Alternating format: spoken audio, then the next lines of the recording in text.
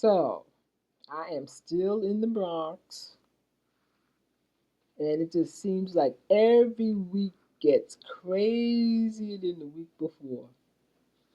It's just so many people, and everywhere you go, all you smell is weed, weed, weed.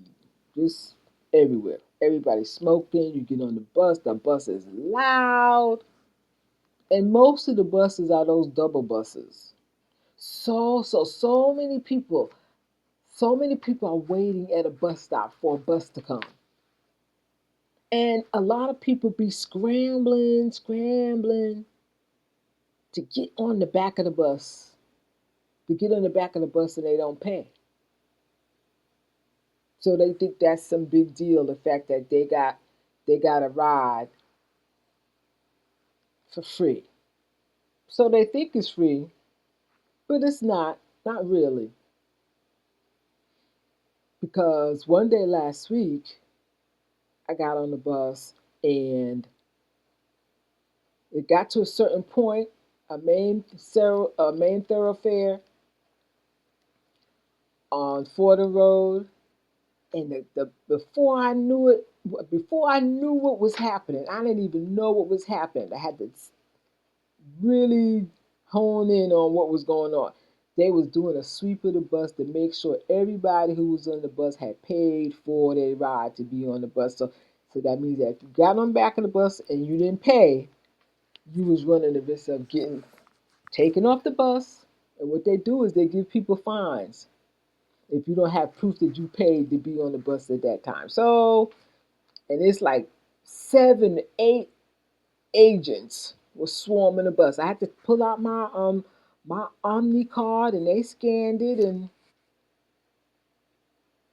the closest I come to trying to get on the back of the bus for free is I thought about it. I said no, because if they get stopped and they start checking, and I got reduced fare, so it's not a lot. I can afford it. But I imagine there are some people who cannot afford it. But by and large, people are trying to get just taking advantage.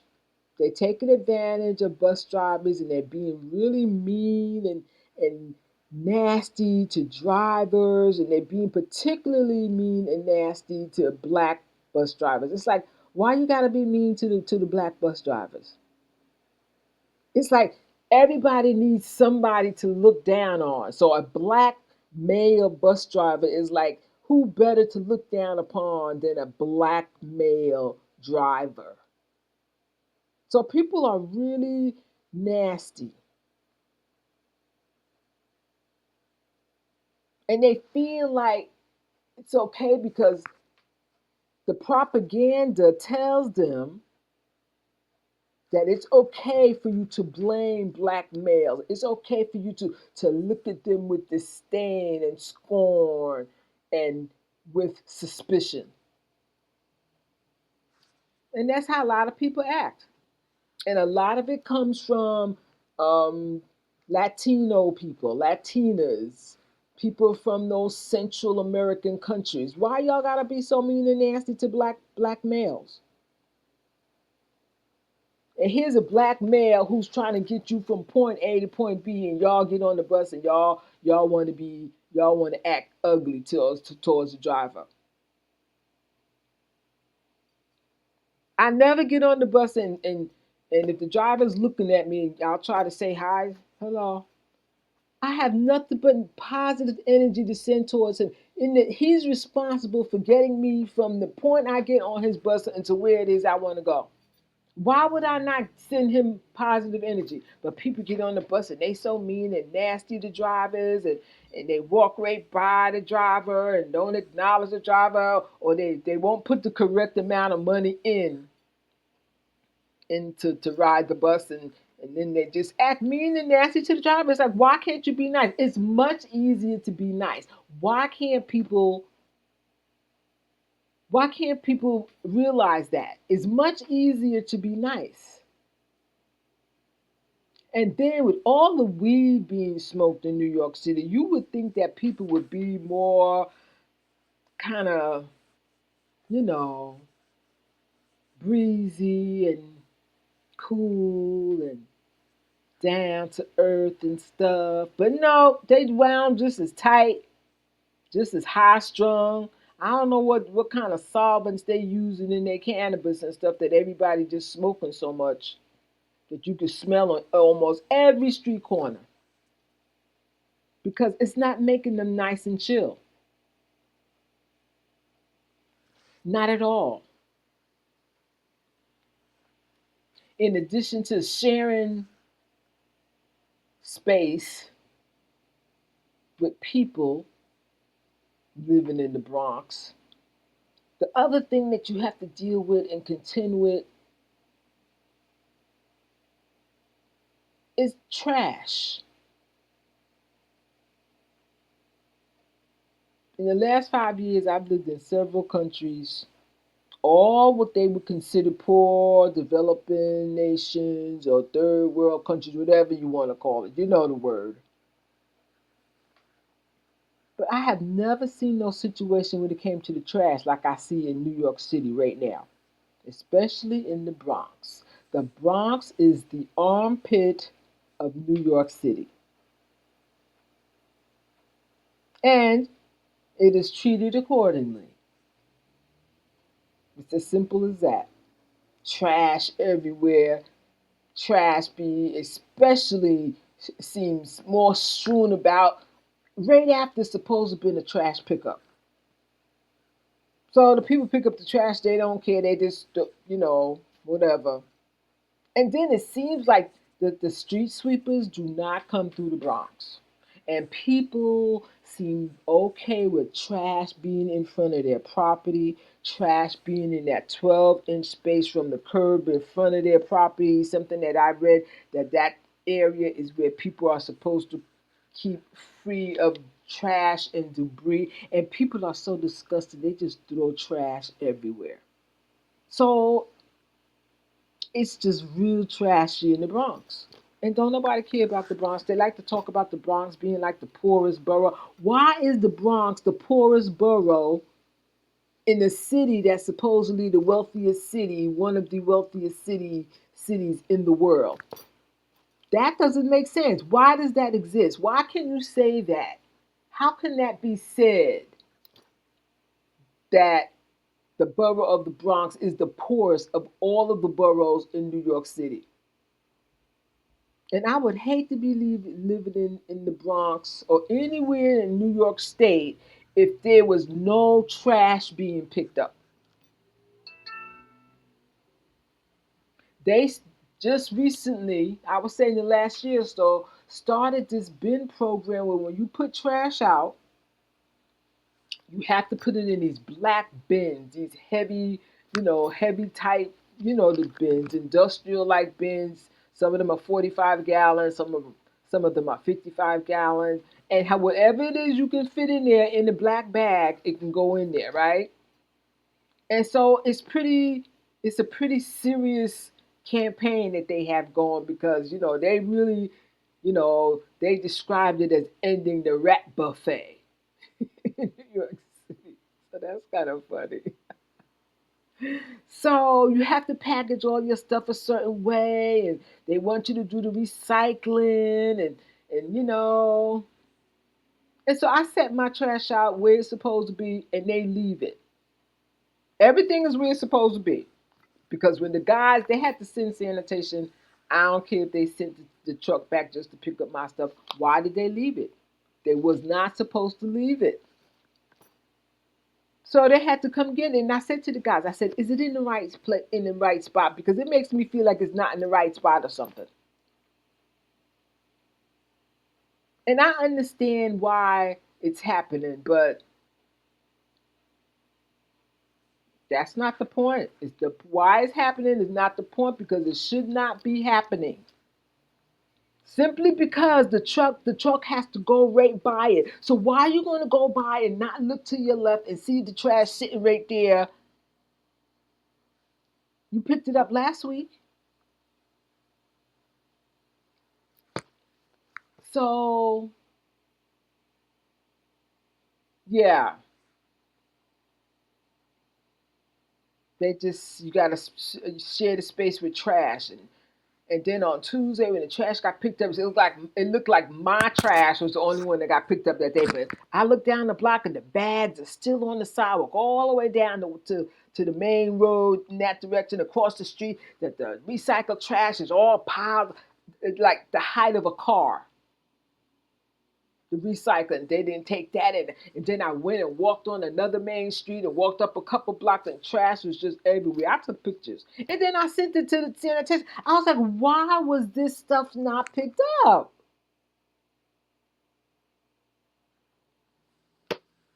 And in other places I've been, Barbados, Antigua, Costa Rica, somehow the trash seemed like it got picked up on a regular basis, and I never had to worry about no trash just overflowing, and no the trash being left and it should have been taken, and never had to worry about that. But here we are in New York City.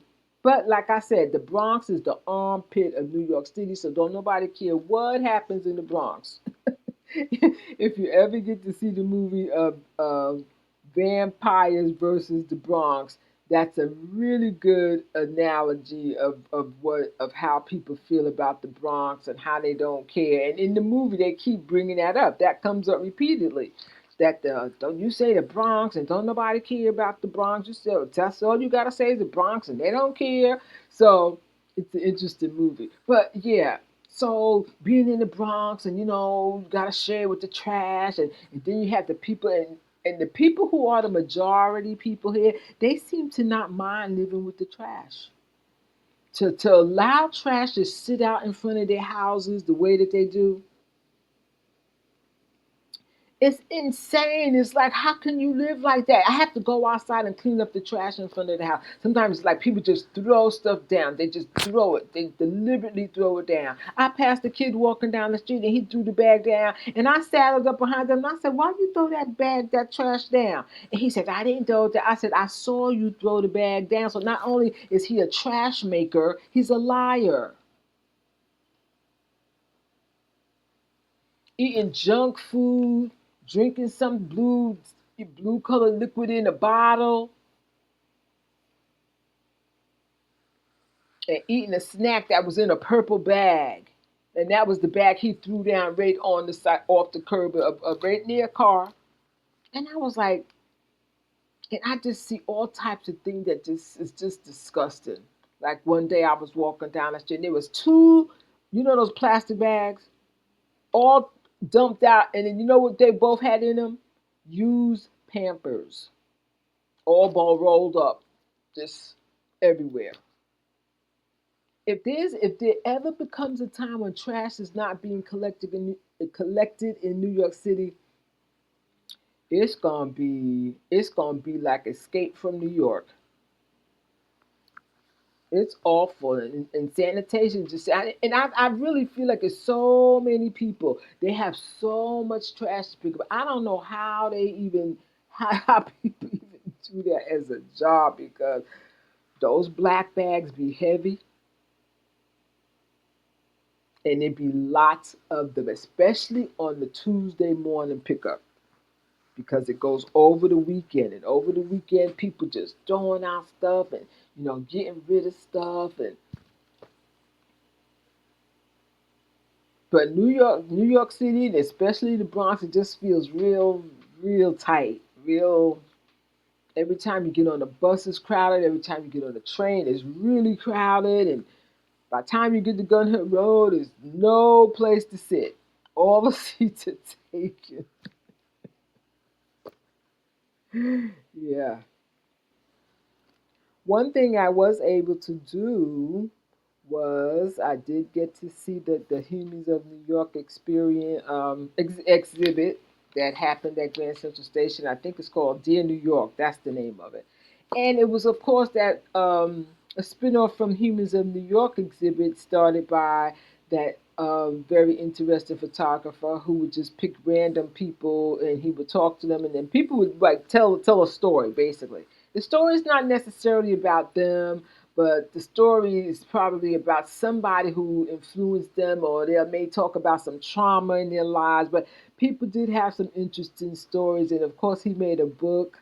he made a coffee table type book on the subject of humans of New York. And it first started on Facebook, so I would see like a different story every day for a long time. It happened like, I guess it must have happened, after C-19 or during that period when we were, largely locked down. But yes, it was a wonderful exhibit. It was very nice to see. My favorite, I believe, was the I didn't even get her name, but she was the artist who she did pictures on women who has been spent long periods of time incarcerated. Like a woman had been given 20, say she got 25 years to life was her sentence, right? She did 20 years. Somebody else had 35 years to life. They did 30 years. And so it's about women getting these really long sentences and having to, serve these sentences. And I know that being in prison is a traumatic thing. And of course, she had lovely pictures, and everybody had a story, and they were happy talking about, yeah, I've been out for 15 months, and whatever it is, I got my own apartment. I'm so happy, simple things in life. And so there's lots of stories around, and I noticed that in the pictures they have the word honoree. Honoree means the person that they're speaking of in the writing passage. That's what I had figured that out. So the pictures are all very interesting, and the reasons that artists give for why they do what they do, and it might be a certain community that they're um, taking the photos of, and at the same time, they're telling a story, recapturing of the past, perhaps, and people, recapturing their childhood and maybe the things that they felt during their childhood. I totally get that. And so the exhibit was very nice to see. I liked the way that the exhibit was set up. It was set up in such a way where you didn't feel crowded. Even if it got crowded in there, you wouldn't feel too crowded and you could easily maneuver yourself. And so each board had the same thing on both sides. So people could be, so that helped to keeps from it being too crowded on one side. So it was very easy to flow from exhibit to exhibit, and I'm glad I got to see it. And of course, it was worth seeing. And let's see, Sunday, October 19th is the final day. So hopefully, if you're in New York City, you will get to see it. But no, I couldn't take a chance and go there on the final day. One of the things I did when I was at Grand Central Station for the Dear New York exhibit, I found a market, or some kind of marketplace. I didn't even get the exact name of it, but I just felt compelled to go into this market. It was one of those markets where things are really expensive. I mean, really expensive. So there was a chocolate, I guess I should say a chocolatier, and it's like the oldest or one of the oldest chocolatiers in New York City. And the name of it is Lilac, Lilac, Lilac. And I bought a pecan dark chocolate patty and a cashew dark chocolate patty. And the chocolate was selling for 20, I think 25.50 or 25 something for a half a pound. So that meant that two patties cost, it came to $10, but it was so worth it. It was so worth it. And I saw some coffee cake, some kind of coffee cake made in Russia. And I stood up there and I looked at that, and I went and I looked at some other sweet stuff. And I was spinning around because I was like, nope, nope, nope. You got to treat it like a drug. Just say no. Just say no. Just say no. And I didn't get the coffee cake, but the coffee cake looked so good. It was some kind of Russian crumb chocolate coffee cake, and the other one was some kind of Russian chocolate coffee cake. But see, I gotta go back down there. And of course, by the time I get down there, I will have convinced myself that I need to taste this cake. And believe me, I will. I sure will. But it was a really nice experience going through that store and looking at stuff and,